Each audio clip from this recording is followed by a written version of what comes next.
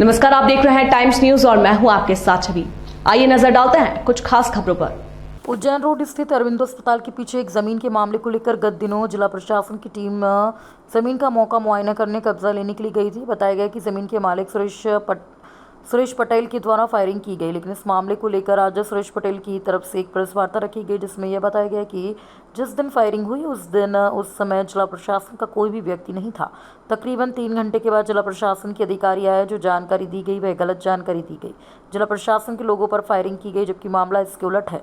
Arvind hospital के guard के द्वारा तकरीबन 40 राउंड फायर किए गए और इसमें हमने सिर्फ बचाव में 2 फायर हवा में किए गए, ना कि किसी पर, किंतु हमें दोषी ठहराया जा रहा है। जिला प्रशासन हमें पूरी तरह आरोपी बना रहा है, जो कि सरासर गलत है। ज़मीन के मालिक हम हैं। 25 साल पहले इस ज़मीन का सौदा अरविंदो अस्पताल के मालिक भंडारी से किया गया था, लेकिन पैसे के लेन देन को लेकर बात ज़मीन नहीं और सौदा वहीं खत्म हो गया। इसके बाद अरविंदो अस्पताल वाला फर्जी कागजात के आधार पर हमने ज़मीन हथियाना चाहता था, तो वहीं जिला प्रशासन उसका साथ दे रहा है और हमारी FIR भी दर्ज थाने में नहीं हो रही है। ज़बरदस्ती हम पर केस दर्ज किया जा रहा है, जो कि सरासर गलत है। तो वहीं अरविंदो अस्पताल के ज़मीन के मामले में जहां पर गोलीबारी हुई, उसके संबंध में इंदौर कलेक्टर आशीष सिंह का कहना है कि ईडी की स्पेशल कोर्ट के द्वारा यह ज़मीन मुक्त कराकर अरविंदो अस्पताल को सौंपने का आदेश हुआ था। इस परिप्रेक्ष्य में जिला प्रशासन की टीम ज़मीन को मुक्त करने के लिए गई थी, लेकिन ज़मीन मालिक सुरेश पटेल के आदमियों के द्वारा कुछ दूरी पर फायर हुआ, जिससे उनके खिलाफ थाने में प्रकरण भी दर्ज किया गया। मुख्य आरोपी की पहचान कर ली गई है, साथ ही उनका कुछ अतिक्रमण है वह भी जिला प्रशासन के द्वारा हटाया जाएगा। पटेल परिवार पे जो आरोप लग रहे हैं ये सब गलत है। गार्ड 2 सुरक्षा के लिए घर पे ही बैठते हैं और उस समय जब वहां पर बोला जा रहा है कि तहसीलदार और पटवारी जी पे फायर किए, वहां पर मौके पे कोई भी शासकीय अधिकारी मौजूद नहीं था। अरविंदो हॉस्पिटल का स्टाफ मौजूद था, जो कि 8 से 10 दिन में आए थे, लेके आए थे। उनके अरविंदो हॉस्पिटल के मैनेजर यादव जी और अंकुर, वहाँ के जो एडमिन है अंकुर कालीधर, ये सब लोग वहाँ आए थे। जब मौके पे उनसे आदेश मांगे और रोका गया कि न्यायालय के आदेश दो, तो उनके पास कोई आदेश नहीं थे और उनने वहां पर विवाद करते हुए फायर करना चालू कर दिया। दूसरी बात, अपने गार्डों ने वहां पर बचाव में, सेल्फ डिफेंस में 2 फायर हवा में करे, जबकि भंडारी जी की तरफ से वहां पे 35 से 40 राउंड फायर करे। उसका कोई वीडियो, जैसा आपका वीडियो उन लोगों ने बनाया है, उनकी वीडियो में आवाज आ रही है कि निशाना लगाओ, गोली लगी नहीं है, निशाना लगाओ। और जो सूरज जी पटेल है उन पे निशाना लगाने की बात बार बार कही जा रही थी, जो कि घर पर ही थे, मौके पे नहीं थे। लेकिन प्रशासन का भी इस पूरे मामले में ऐसा कहना है कि जमीन का कब्जा हटवाने के लिए गए थे। आप लोगों ने कितने सालों से यहाँ पर कब्जा कर रखा है और जमीन का क्या पूरा मामला है? जमीन का पूरा मामला 25 साल से, ये जो सर्वे नंबर है 7/2, 6/2, 6/3, ये जो भी सर्वे नंबर है, इन सब पे 25 साल से न्यायालय के समक्ष है और अभी तक इसमें कोई अंतिम निर्णय न्यायालय का नहीं आया है। और जिस दिन भी न्यायालय का जो फैसला होगा वो हमें मंजूर है।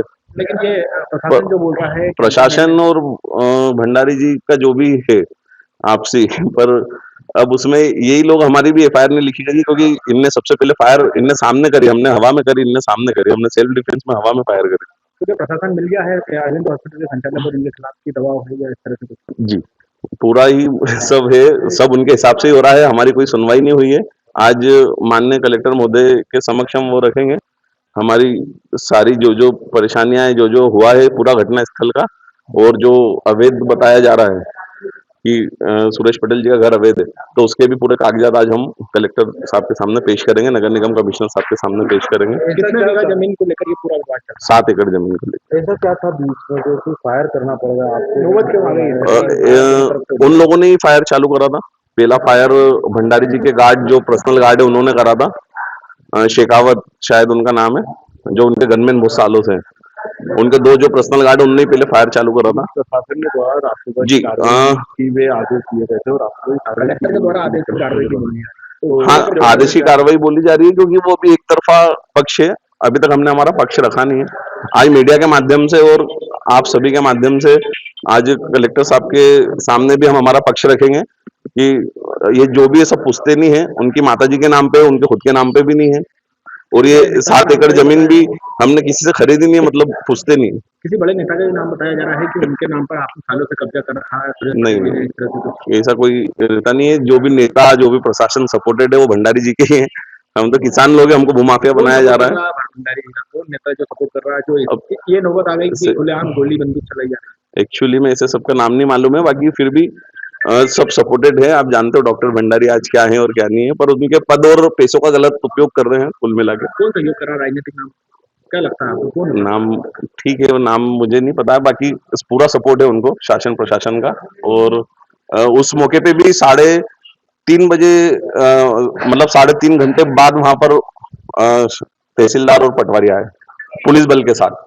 जिस समय ये घटना हुई उस समय कोई भी नहीं था, वो लोग आए हत्या के प्रयास से थे। की ओर से ही एफआईआर आप लोगों पे दर्ज हुई है, पटवारी और तहसीलदार ने ही प्रकरण दर्ज हुआ जी, बाकी उस समय पर वहाँ ये लोग 3:30 घंटे बाद आए। उस समय पे सिर्फ भंडारी जी का स्टाफ था। ग्रीन शर्ट में जो वीडियो में भागते हुए दिख रहे हैं, वीडियो बनाते हुए दिख रहे हैं, ये सब लोग भंडारी जी का स्टाफ है। आप ड्रेस भी देख सकते हो। मेरा नाम आकाश। मैंने वो ज़मीन 2013 में खरीदी थी तोलाराम व जगन्नाथ से, जिनके पिताजी जो भी इल्ज़ाम लगा रहे हैं उनसे अलग है। और ये ज़मीन मैंने रजिस्ट्री कराई, तहसीलदार ने नफ्ती करा के दी, एसडीएम कोर्ट में भी इसकी पुष्टि हुई है, हाई कोर्ट में पुष्टि हुई है और ईडी के वहाँ पुष्टि हुई है। इसके अलावा ऐसा भी बताया जा रहा है कि पहले आपकी ओर से फायरिंग हुई, उसके बाद ये कम्प्लीटली गलत बात है। हमने कोई फायरिंग नहीं की। पुलिस वाले वहाँ थे, तहसीलदार वहाँ थे, एसडीएम वहाँ थे, अपने पटवारी भी वहाँ पे थे।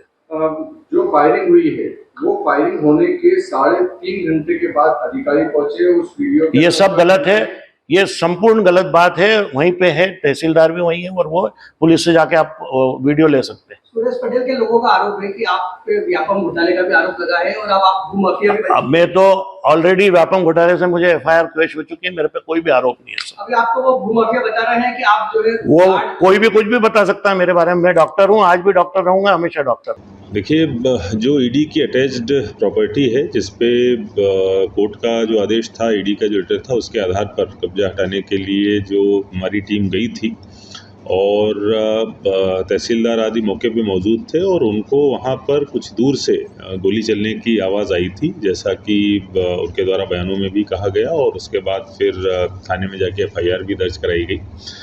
निश्चित रूप से वहाँ पर गोलीबारी की घटना हुई थी और जो पूरी तरीके से गलत है।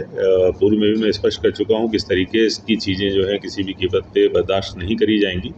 और उसी घटना का संज्ञान लेते हुए जो मुख्य आरोपी है सुरेश पटेल और उनके साथ जो अन्य 2-3 लोगों के नाम आए हैं, उन सभी के खिलाफ रासुका की कार्रवाई भी आज करी जा रही है। और ये इस प्रकार की अगर कोई भी घटना भविष्य में भी अगर होती पाई गई तो ऐसे ही कड़ी कार्रवाई करी जाएगी। सब कौन तहसीलदार थे जिनके ऊपर फायरिंग हुई? देखिए, जैसा मैंने बताया कि वहाँ पे दूर से गोली चलने की घटना, गोलीबारी जो है वो सुनी गई और उसके बाद में जब लोगों ने वहाँ पर मौके पर जाके देखा तो पता चला कि जो संबंधित आरोपी हैं, जब पुलिस गई कि उनके लोग वहाँ पर खेत में थे। शहवाल सिंह तहसीलदार थे जिस समय ये घटना हुई है और वो मौके पे कब्जा हटाने की कार्रवाई करने गए। टाइम न्यूज़ देखिए अब आपके मोबाइल और स्मार्ट